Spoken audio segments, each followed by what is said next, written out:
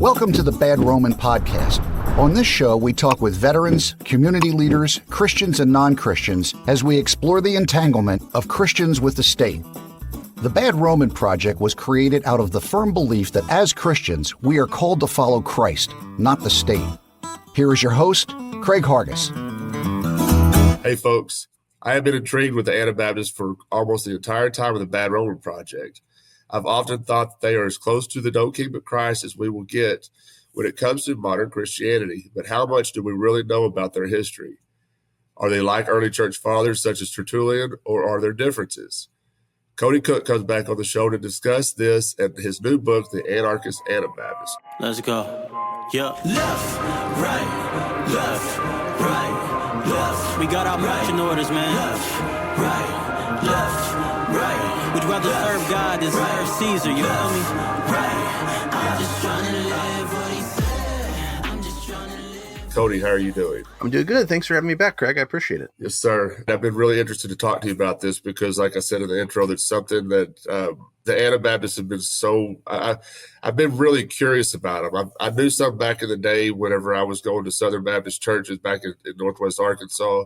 They would kind of visit our church if they couldn't find a church. And they would kind of go, but I remember them calling themselves Mennonites. So you got Mennonites and Anabaptists and the Amish. I think they're all kind of connected somehow, if I'm understanding the history correctly about that. But I don't want to get too far into that yet because I'd like to just kind of catch up with you a little bit and see how you've been. It's been a while since you've been on the show, and what's going on with Cody these days. Yeah, well, I think part of what brought you on here is some of what I've been working on, which is a couple different books, actually. You've read an advanced copy of one of them, or advanced draft of one of them, but both of them deal with Anabaptism. So one is that I'm working on is kind of like a pocket systematic theology from an Anabaptist perspective. But it's a little bit different than a regular systematic theology because it's kind of a historical systematic theology in that I'm really sort of looking at kind of arranging content a systematic way, but then saying what did early Anabaptists say about these issues? How did early Anabaptist confessions deal with the Trinity?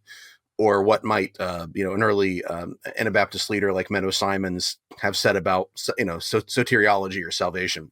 So that's one project. The other one is a book that for now is titled The Anarchist Anabaptist, and I hope we keep that title because I like it.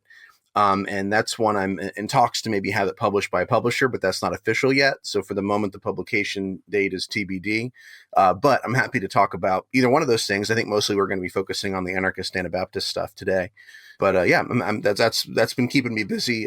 Just kind of doing some deep dive research into these early movements and their viewpoints. Because one thing Anabaptists tend to not really write are systematic theologies. So I wanted to lay out their views a little bit more systematically. And then in the Anarchist Anabaptist, I'm sort of exploring where I think their political theology logically leads to, which is that kind of Christian anarchist tradition. So that's kind of what I've been doing. Other than that, just I've been doing some more stuff at the Libertarian Christian Institute, which I know you've got a couple friends over there. So that kind of stuff's been keeping me busy. Yeah, it sounds like you've been very busy, but you're doing some good work, writing and doing some study and some research. I think that's very important too. And kind of jealous of you actually, because my work keeps me tied up from doing a whole lot of other things anyway. But I think that's neat. I know you were telling me about your work schedule the other day. That's crazy. Yeah, it's pretty insane right now. They're not approving any time off, but I'm thankful I was off this week, and I'm cramming 3 podcasts in this weekend because I knew I was going to be off to get them recorded because I don't know when I'm going to get another day off. Well, good luck to you. I hope everybody shows up. Yeah. All right. So let's start here because I think, like I said in the intro, the Anabaptists have been very intriguing to me for a long time. And kind of like you, my reading of early church writings and, early church fathers and the history of the church kind of pointed me towards Anabaptism. If I wanted to find something that was close to the way they were, it seemed like I was always being directed towards Anabaptists. And so I wanted to know more about them. And I've done a little bit of study on them, and I've searched for an Anabaptist church or something of the like in the Memphis area. And it just doesn't exist. Now there's one about an hour and a half away in Mississippi, which it's tough enough for me to do to get up Sunday morning to go to church because if I'm working till 4:00 in the morning on Sunday, you know what I'm saying? So driving another hour and a half to get to church. Getting up early enough to do that is that's not happening. And I think I'm okay with Jesus with that too. Yeah, and the thing too is even that one that's farther away. There's a lot of derivations, with kind of where Anabaptists are today. So you have the very conservative who tend to be very theologically conservative. And sometimes if they do vote, they'll probably vote Republican. And then you have the kind of the liberal Mennonites, which there are some within about 30 or 40 miles from me, who are very theologically liberal and are very also likely, I think, to vote Democrat. And so, that's one thing I kind of noticed was that there's this, I think, rich tradition of where the early Anabaptists were of this kind of political theology that is tended to be very sort of separate from the state and from politics, insofar as they did have a political theology or speak to what the kind of the political world. They really, I think, preceded what ended up coming out of the sort of the early kind of classical liberal and libertarian and into the anarchist movements, where you, I think, really had, this emphasis on freedom of religion, freedom of speech, voluntary relationships. Anabaptists were really in a large way trying to build a voluntary society. And that was such a strange idea at the time. Even the Protestants weren't really interested in doing that. They just wanted to create a new kind of religious state, a new kind of Christian nationalism. And so, I think part of what I'm trying to do is to kind of present a traditional Anabaptist viewpoint that has a high view of Scripture and that really takes seriously their kind of bona fides on some of these sort of on kind of political theology, instead of saying, okay, well, if we are going to vote or we are going to be involved, let's just become Republicans or become Democrats. I think there's a much better way forward that we can see in that Anabaptist movement by looking backwards. So there's a danger, I think, you might get really excited about this church an hour and a half away and visit, and then everybody there could, have Kamala Harris bumper stickers on their on their cars. Well, it's funny because I remember. I actually talked to the pastor through email. It was actually when I started looking into it, it was back in 2020. It's been a long time since I've talked to him. And it was during kind of the COVID stuff, or maybe it's 2021 or 2022. We're kind of coming out of some of that stuff, some of the restrictions, like the mask wearing and them shutting down churches and stuff. And I told him my opposition to wear a mask. Mainly, I don't care if somebody else does it, but I just can't do it because of my claustrophobia. That was one of those. That was a no-go for me. And I was worried about showing up to the church and them telling me you can't come in without a mask on. And he said, no, we don't do that here. So he said they weren't following mask mandates, but it's in Mississippi. It might be different in a different state. I don't know how hardcore Mississippi was enforcing these mandates or not, but he said some people do. He said their biggest concern was for the elderly. They didn't want them getting sick. So they were really careful about that. But he said that was not something I shouldn't worry about that if I want to come visit them.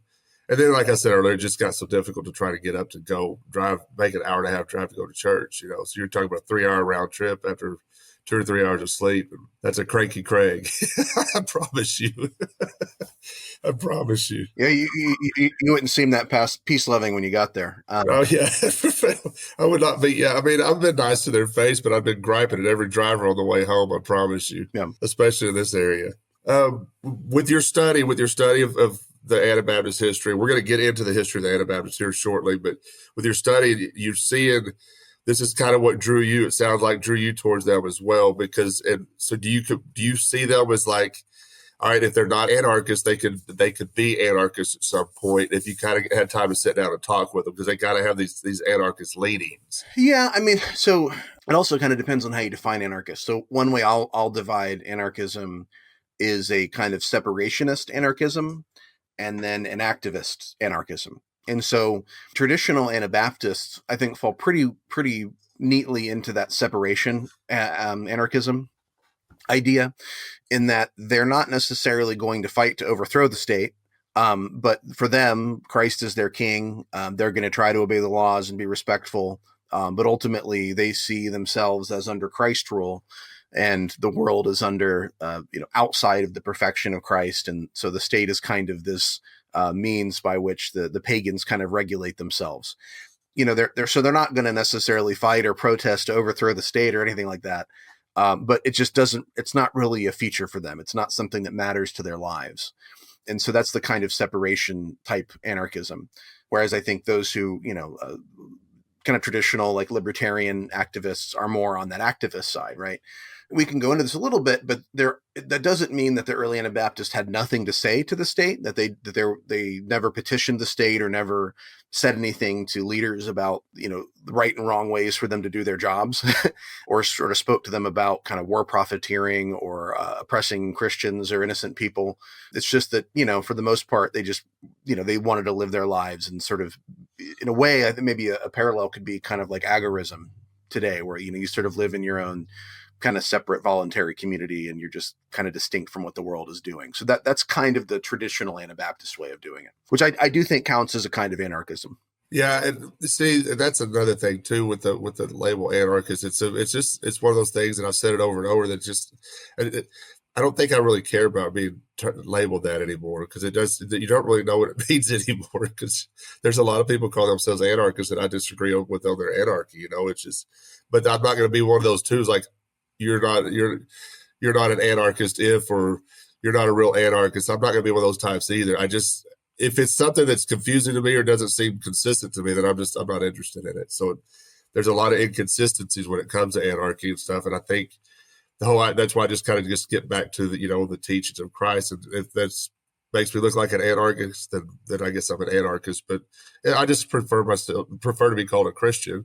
And even sometimes there's a lot of things that come along with that too, because there's a lot of hateful Christians out there as well. So you just got to live a life, and hopefully it gets people to ask you questions of why you're living the way you're living, and go from there. Yeah. Labels are useful, but they can also be misleading. So you have to be ready to explain yourself. 100%. Yeah.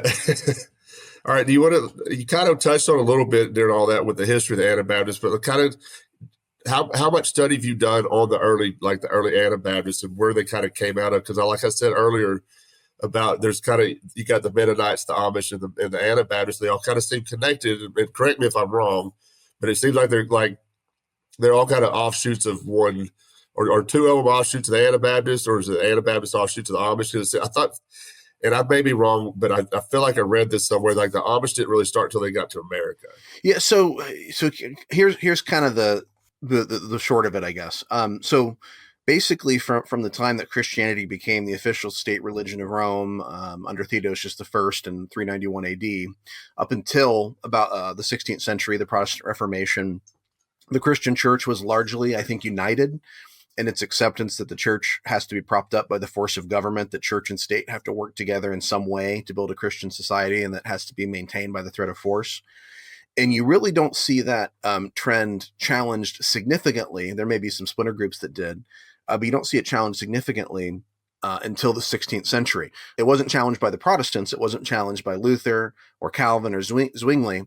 It was challenged by a group of radicals that were called the Anabaptists. And the word Anabaptist means to rebaptize or to baptize again. And so there was some diversity early on. There were a handful that even were okay with violence until they sort of coalesced around, I think, some key ideas that became sort of benchmarks of what Anabaptism means. And those ideas were the baptism of sincere believers. Ultimately, they felt that baptizing infants didn't really do anything. It didn't really serve the purpose of the church either. But the reason why that was so important to the Catholics and the Protestants was because they were interested in creating a Christian society. And so if you're baptizing the infants, you baptize them into the church. So every member of society, everyone who's born, is also part of the church.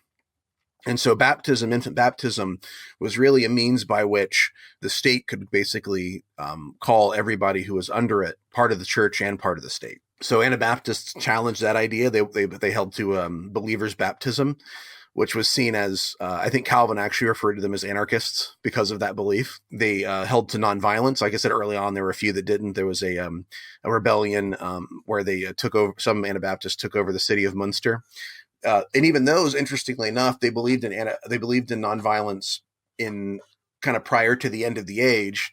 But the problem was that some of them were very, at least the Munsterites, were had this kind of over-realized eschatology. So they thought that basically, yes, we're supposed to be nonviolent until the end of the age, but the end of the age has now come. So we have to take over the city of Munster and welcome Jesus back. But so anyway, that, of course, failed horribly. And so after that, I don't think there were any Anabaptists that were pro-violence. They coalesced around nonviolence. And they also held to separation from the state, particularly its violent functions. There's a little bit of diversity there to some extent. So there was a guy named Balthasar Hubmaier who was trying to kind of build sort of like a Christian state who believed in believers' baptism. But even he kind of looked at the function of government a little bit more like a modern American would, in the sense that he didn't think that it was right to force religion on people. So he was kind of in the middle there. And then you had a guy named Pilgrim Marpeck, and he was okay with participating in the nonviolent functions of government. So I think he actually worked as like an engineer who served his local city, and he was okay with that. But he just didn't think that Christians should participate in the violent functions. So there's a little bit of a gradation. And I think you and I have even had some conversations about this, like where exactly you draw that line. I think I'm a little bit more in the middle, where I think you're kind of more on the kind of heavy separation side. And the Anabaptists reflected those same kind of diversity of opinion. The other thing that I think sort of made them stand out was they held to living simply together in community. And so those were the things that sort of made the Anabaptists unique. Now, their origin is often dated to January 21st, 1525, which was the day when two of Zwingli's followers baptized each other illegally. They were sort of dissatisfied because it seemed like Zwingli was going to go along with kind of trying to create a free church. Then he gets involved in the city council, and so he starts compromising all over the place, and they want to move forward. So they baptized each other, and Zwingli basically asked for their heads. So over time, you have the Anabaptists separating into different communities. So early on, you have groups like the Mennonites and the Hutterites. The Hutterites believed in sort of shared property, like communal property. But of course, it was all voluntary. You voluntarily gave up your property and agreed to share it. There's no violence going on there.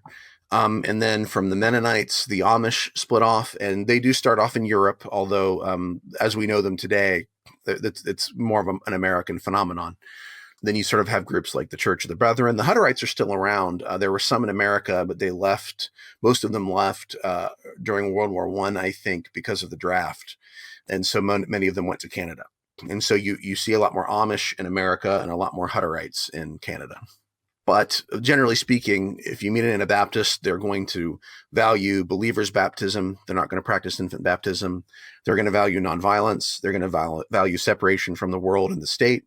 Although, as I mentioned, you're going to find some exceptions where you're going to find conservative Mennonites and Amish who might vote for Trump, and some progressive Mennonites who may vote Democrat. But generally speaking, they're at least going to pay lip service to that tradition of separation and nonviolence, and they're going to at least lean into that a little bit more than you like a Southern Baptist would.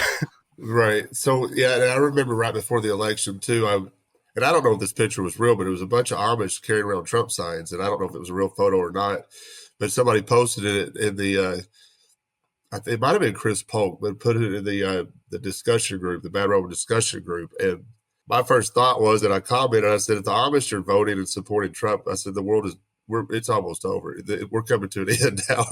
If he's able to persuade them to vote for him, Jesus is about to come back. It's funny too, because I've got about 10 or 15 miles down the road from where I live. There's a little Amish community. They may be more Mennonite than Amish. They've got a little cafe out there. Because they're not as secluded, from society like you see a lot of the Amish are. So they're very welcoming. You go to their shop. They got a bunch of homemade food, homemade canned food and stuff, and some of the Amish cheese is delicious. So I don't know if you've ever had any Amish cheese, but it's delicious. But they got some of the best food too. I sat down, and they seem to be some of the happiest people too. Like they were all working in a hot kitchen, wearing too many clothes to be wearing it, and working in a hot kitchen during the middle of summer in Memphis, outside of Memphis, because it gets hot here. But they just seem so happy. And like I said, I sat down and had a corned beef sandwich they made. It was delicious. They're just the nicest folks. So I've always just been very intrigued by them. I'm very interested in them, but I don't know if it's, now that I think about it, they've got a little church out there, and I talked to them I said, "Can anybody just come to church out there?" And they said, "Yeah, all are welcome." Where the Amish, I think you kind of got to be a part of like their close knit community to join to participate in their church. And I don't know if that's true or not. That's why I think they're a little different than the Amish. So that's why I think they might be more Mennonite than Amish. And there's variation within the Mennonites, but even among the Amish, there is some variation. Some go a little bit more liberal when it comes to how much technology they'll allow or that kind of stuff. But for real, yeah. And so the book, The Anarchist Anabaptist, and hopefully the title sticks because I like it as well. Thanks. I think the two kind of go together. I think anarchist and Christianity go together. If you understand the true sense of anarchy, not what you're hearing from people who have no idea where they get their information from Sean Hannity, or Donald Trump. But I think the two kind of go together. That's why I've been kind of drawn to them a little bit. Yeah, what I would say is, I think we both have libertarian friends and anarchist friends who come from different traditions, Lutheran, Reformed, Methodist, whatever. I think what you're going to find in Anabaptism for them is a much surer, that's a hard word to say, foundation for their theology, and for their political theology, especially. And Anabaptism, then you're going to find in like Lutheranism or Reformed Christianity or even Catholicism. And so that's kind of one thing I'm trying to do with this book is I'm first of all trying to persuade Anabaptists to, I think, follow the logic of their own position into what came later, anarchism and particularly Christian anarchism. But I'm also asking anarchists who are Christians and libertarians who are Christians to really give Anabaptism a look because,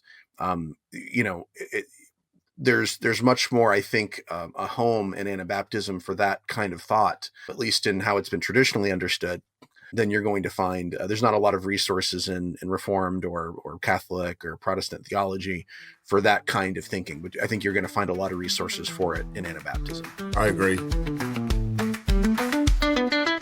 Hey folks, do you like salsa? I love salsa. I have come up with a fire recipe and we have been shipping this homemade salsa all across the country. If you like salsa and want a cool way to support the project and spread the message of no king but Christ, then holler at us. You can reach us at badromansalsa@gmail.com or visit the official Bad Roman Salsa Facebook page and message us there. Thank y'all so much for your continued support. Now let's get back to the show.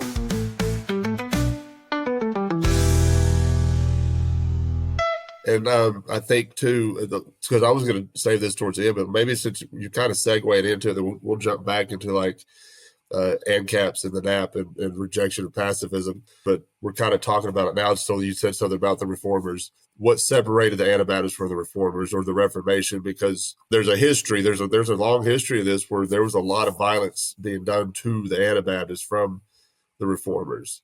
And it's something that whenever I bring it up, and this is not me trying to throw darts or daggers at anybody that we know in these circles who are Calvinist or Lutheran. That's not what I'm trying to do. I want an honest discussion with somebody about this because I can't pin any of them down on it. You may have been able to in the past because you know some of the same people, but I haven't. No, maybe it's because maybe I come at them a little too strong where you're a little more, you can talk to people a little bit better than I can when it comes to like this, but they won't.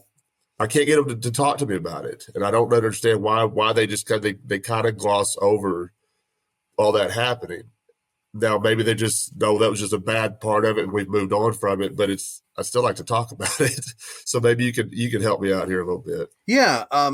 The Protestants are sort of known for, in theory, being the sola scriptura people, the scripture alone people.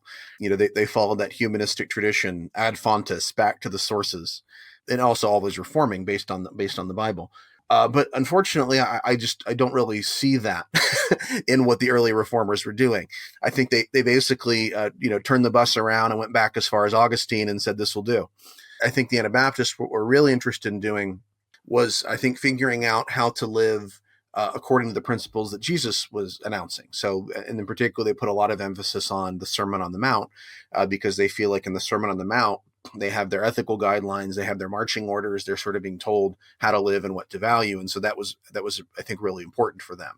Ultimately, the Anabaptists were seen as part of what was called the Radical Reformation, which means extreme in common parlance, but it also means basically to go back to the original sources. Basically, to be radical means to go back to the beginning. And I think that's really what they did more so than Protestants were willing to do. So at the time, 16th century, you have this increasing violence between Catholics and Protestants. You have that the word Protestant actually comes not from theologians, but from princes, from political forces that were seeking to shake off Roman Catholicism and shake off the power of the Pope. You not really have any authority over them, ultimately. And so they called themselves Protestants. They were protesting the power of the Pope so that they could create a different kind of state. And so you have, Catholics in their territory who are persecuting Protestants, Protestants in their territory that are persecuting Catholics. And Anabaptists had the distinction of being oppressed and martyred by both groups. And ultimately, the reason why is because they challenged the foundation of Christendom, and Christendom being the interrelation of church and state, which both Roman Catholics and Protestants supported. And here's how they did that. So the first thing is that they taught the baptism of believers only. There's an Anabaptist church historian, Walter Klassen, and he noted that, this is a quote, Roman Christianity had long assumed the validity of the Volkskirche. That is, that with the exception of heretics and Jews, everyone in Europe belonged to the church, the people's church, by virtue of infant baptism. So, end quote. So even though Protestantism challenged the supremacy of the Roman Catholic magisterium, it still affirmed a form of their view of church and state relationships, where basically each country has an official faith and all the citizens are assumed to be adherents. In contrast, Anabaptists saw the church as, this is Klassen again, quote, the gathered congregation of believers who have voluntarily entered it by baptism upon confession of faith, end quote. And this is an important distinction. You may have heard people talk about the visible versus the invisible church before.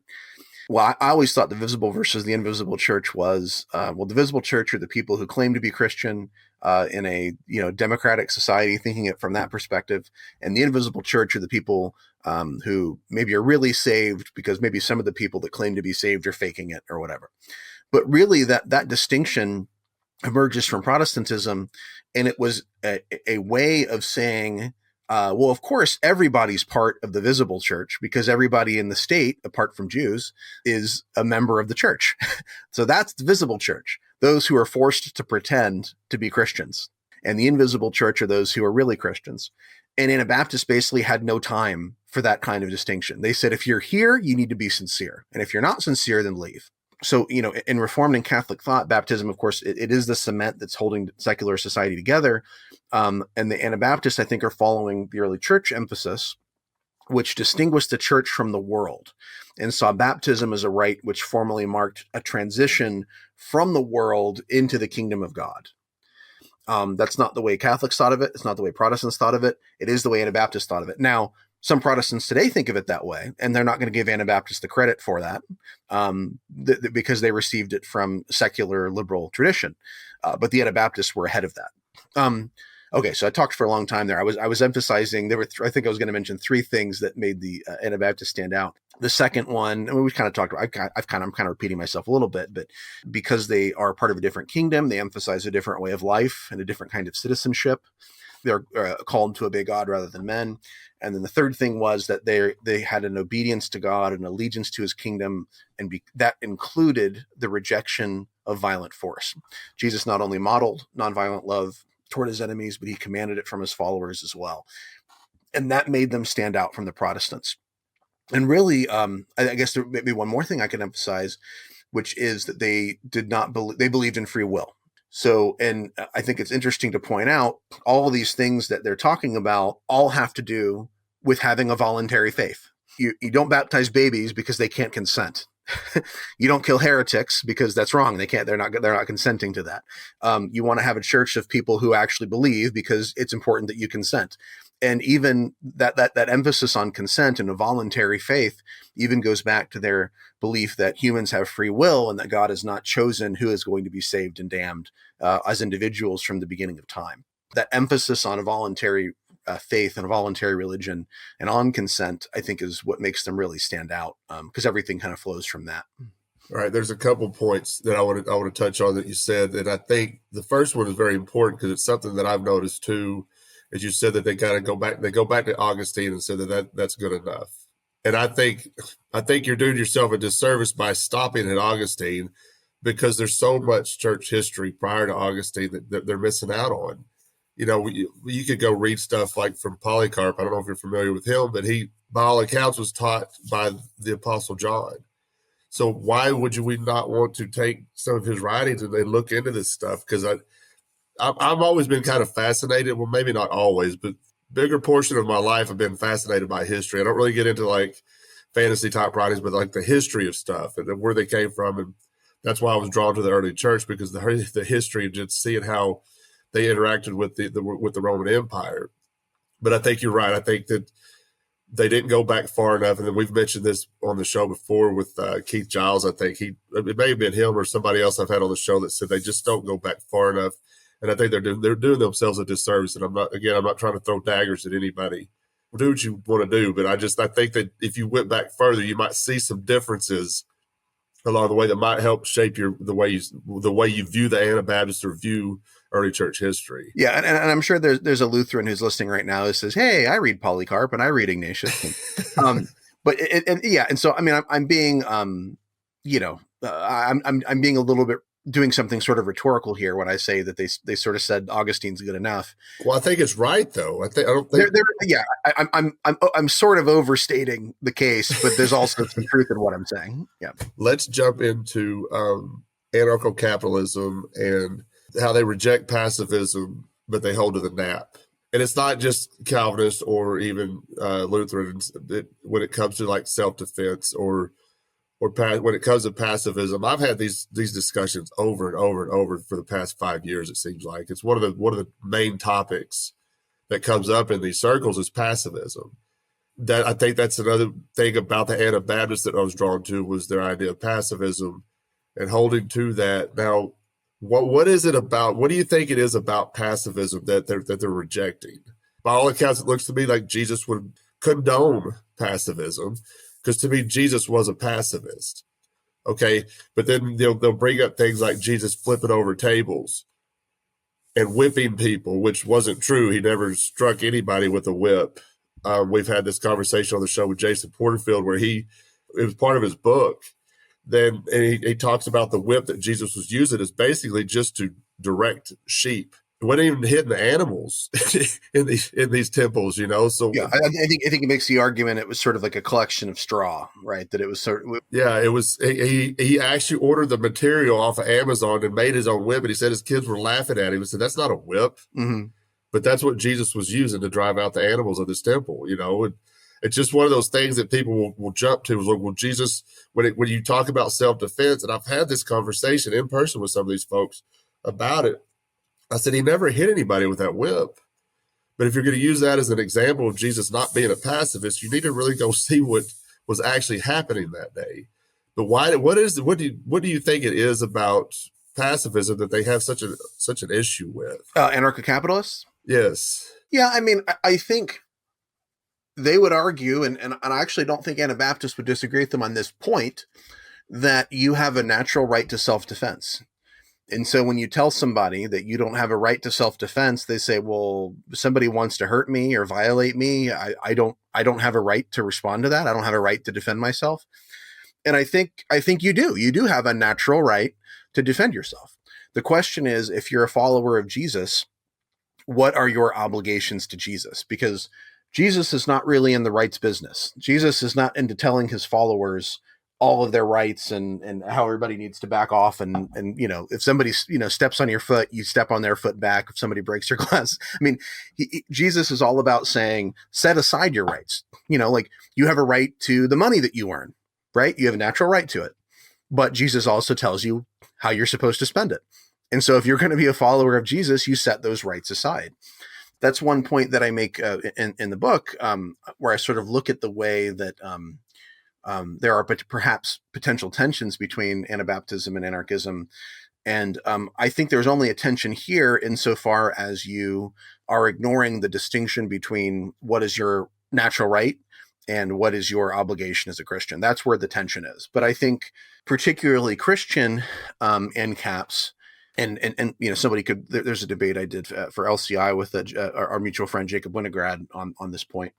on Christian pacifism from a libertarian perspective. It comes from a place ultimately of, I think, wanting to feel like you are in control and wanting to feel like you can defend yourself and people you care about, not just yourself, but people you care about if the need should arise. So I understand the impulse. I don't necessarily always like Christian pacifism. There are times when I think about it, it makes me feel uncomfortable because I have kids and I have a wife, and I'd like to think that I would do anything I could to take care of my family, and that I feel that I have a responsibility to do so. But the idea that there are perhaps limits to what I should consider being willing to do in order to, fight off a bad guy or something like that. It's sort of scary because ultimately you have to live in a world where God is sovereign. And it's not just about what you do. It's about whether or not you're willing to trust God enough to obey him. And that, I think, is where the rubber hits the road, because we're no longer living as secular people who are influenced by Christian morality. We are part of God's kingdom and we belong to Jesus. And that's a scarier way to live in some way if you don't actually believe that Jesus is Lord. Yeah, I agree. And I think that maybe my understanding of pacifism has kind of evolved over time too. You mentioned Jacob, and I love Jacob, but he seems to like to debate this quite a bit. I've listened to him debate. I don't know if you know Abby Kleckner, but he's debated her on his. Yeah, I listened to that conversation before I debated him because I wanted to understand where he was going to come from. Yeah. Okay, good, because she's really one who influenced me into what pacifism really, what the way she sees it and stuff. But like I said, I think mine has evolved over time because I didn't really understand it. And you're right. It will make you uncomfortable when you think about it, because I have the instinct as well, although I don't have any kids, but my instinct would be to defend them and do anything I can to protect them. It's a very tough topic to have, especially with Christians who believe that their first inclination is to grab a pistol, and I think that, to me, when somebody, and I've said this out loud, and maybe I was trying to be snarky. I guess I was trying to be snarky, but I think when your first instinct is to grab a pistol to defend your family, meaning you're going to harm somebody else or you're going to kill somebody else to protect your family, to me, that's very lazy thinking. I think there's other ways to restrain or stop an altercation to protect your family.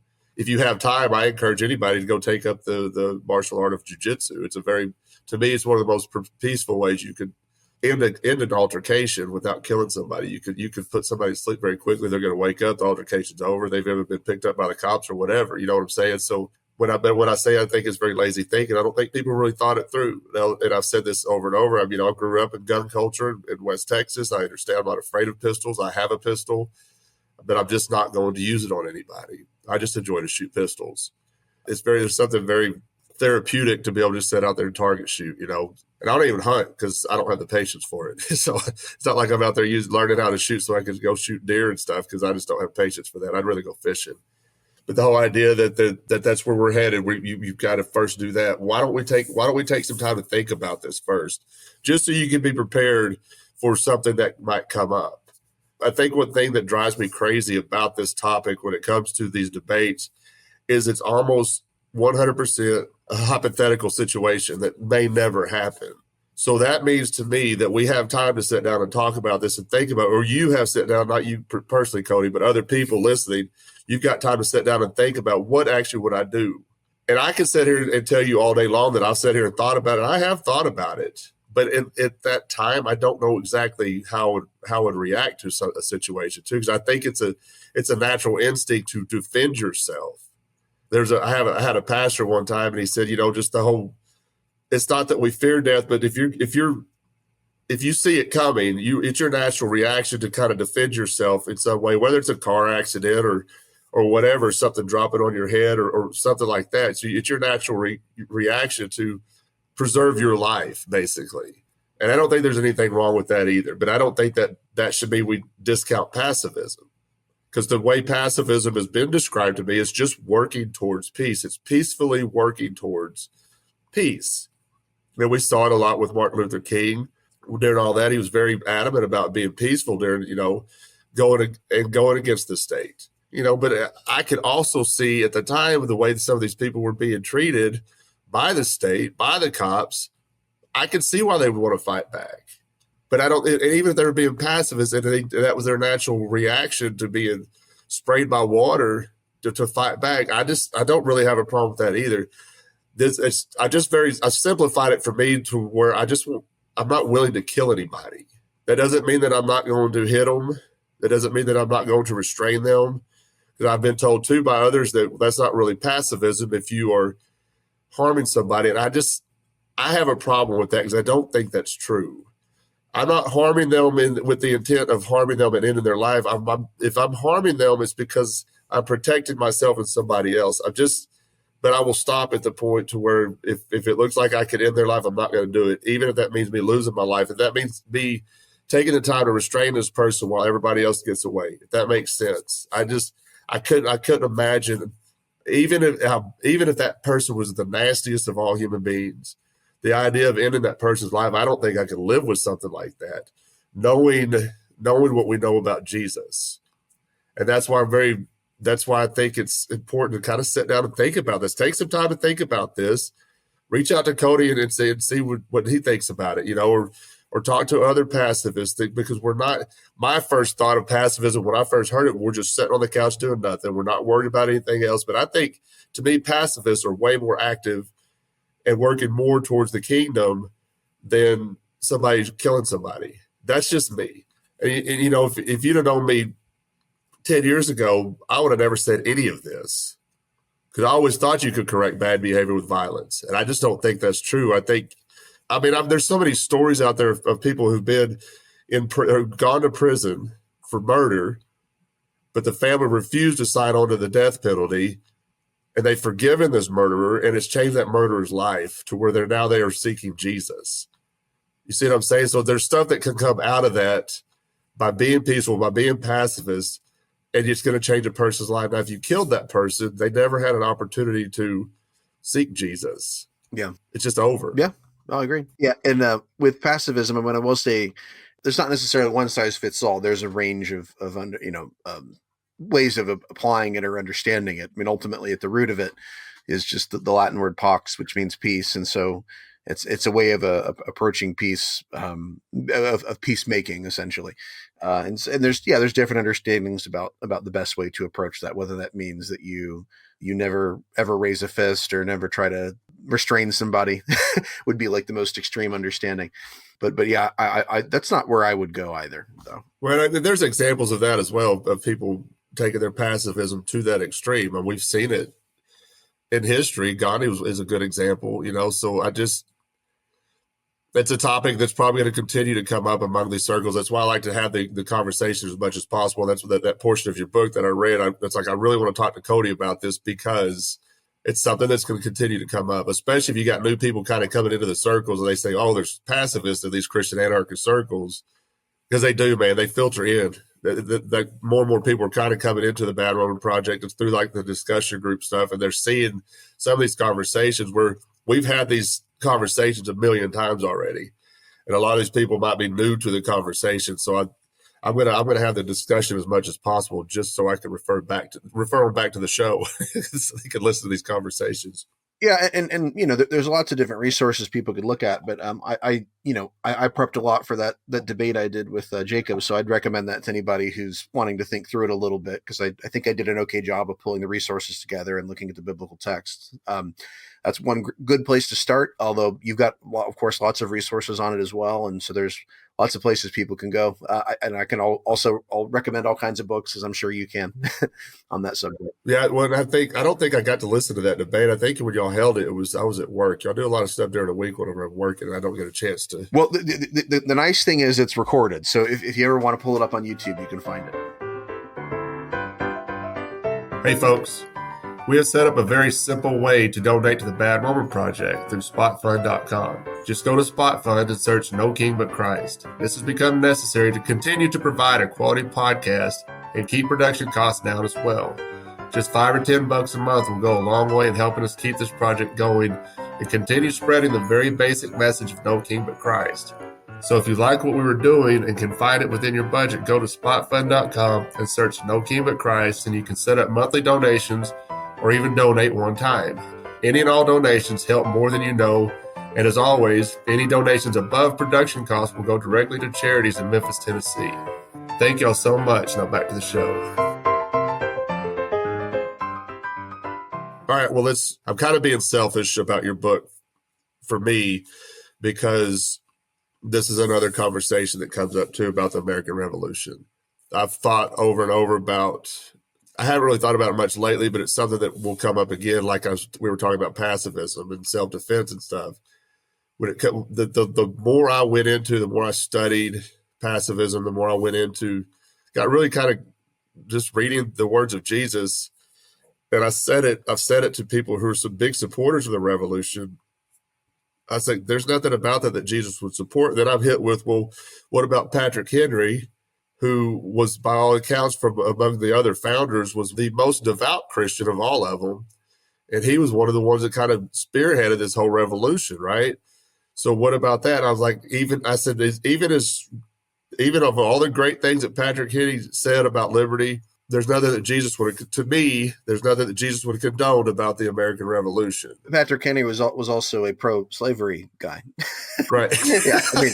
I mean, which just goes to show you somebody can be very pious in a lot of ways, but that doesn't mean that they're right about everything. Well, I said, have you read the book? I didn't mean to cut you off, but have you read that book, Lion of Liberty? No, I don't think so. It's about Patrick Henry. And during that book, you mentioned slavery, and this is something too that when I bring that up about Patrick Henry, they're like, well, but it was legal. Like, that doesn't make it right. That doesn't make it moral. But in this book, Lion of Liberty, that was something, according to this book, it was something that Patrick Henry was very conflicted about. He didn't know what to do with his slaves. He goes, what if I just turn them loose?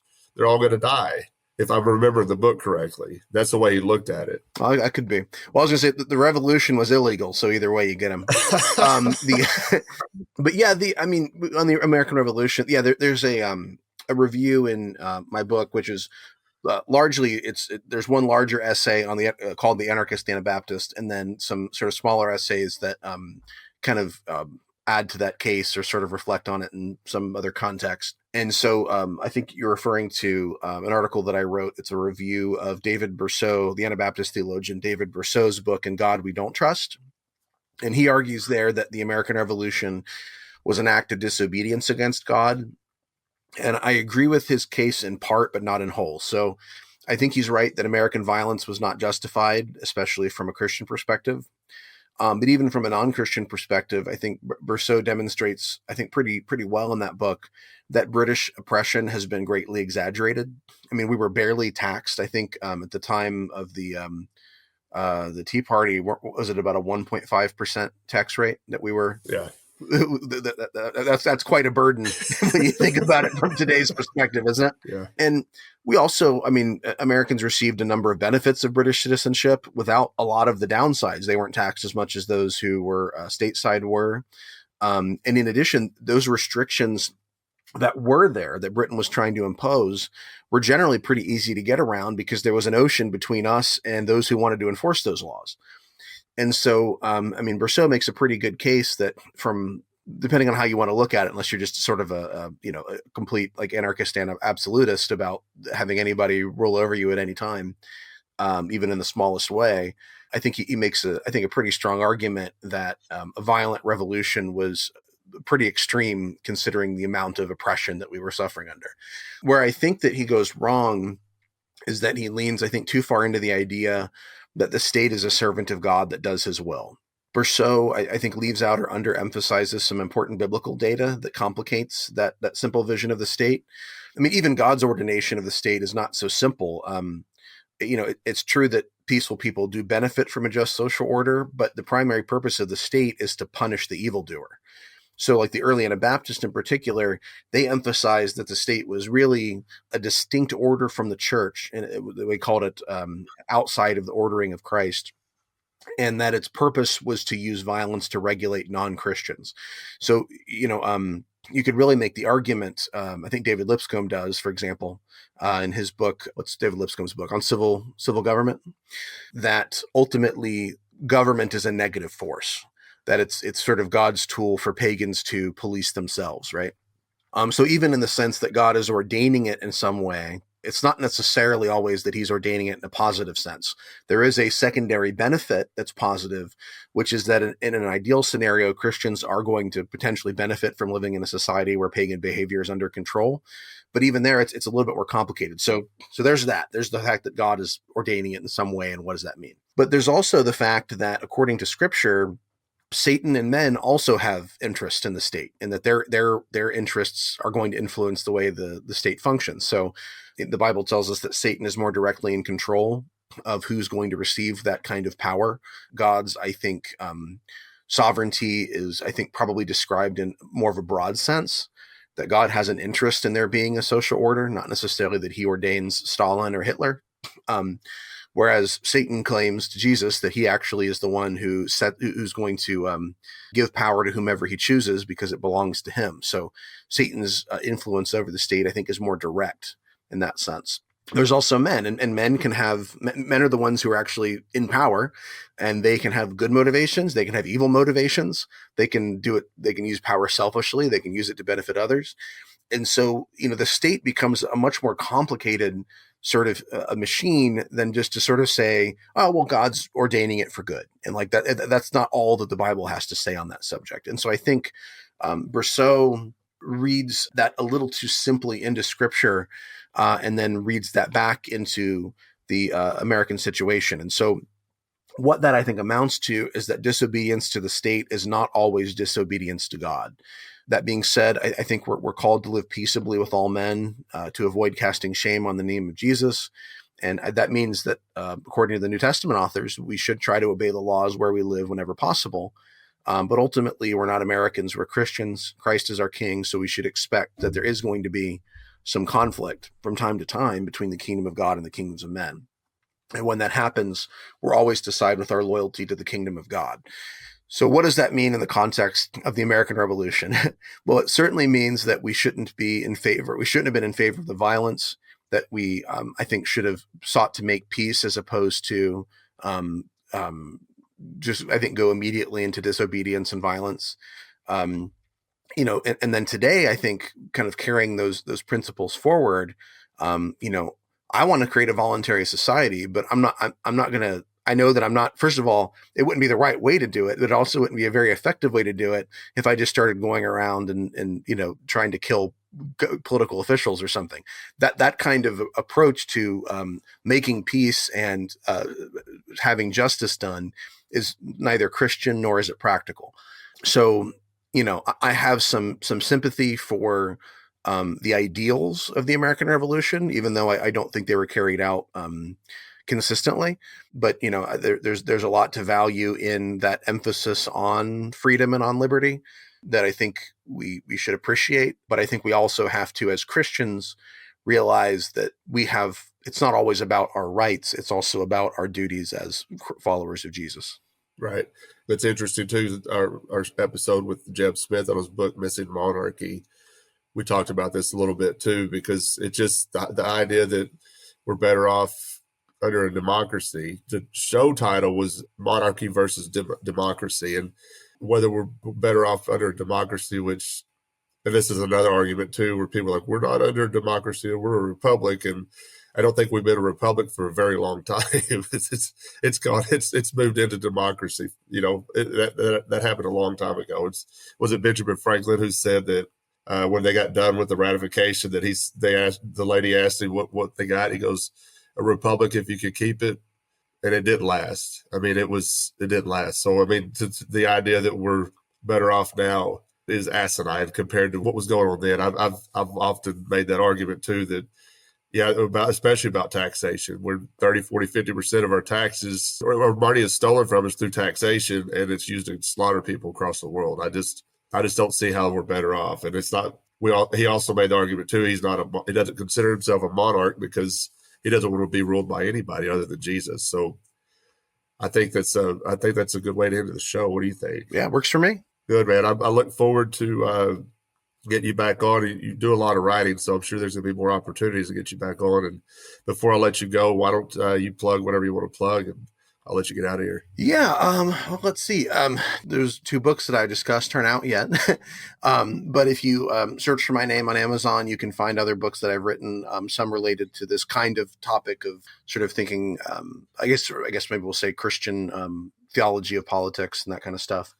I've got a book called Fight the Powers, which deals with the relationship of political and demonic power, how they relate to each other. It's sort of a biblical study, biblical theology of that.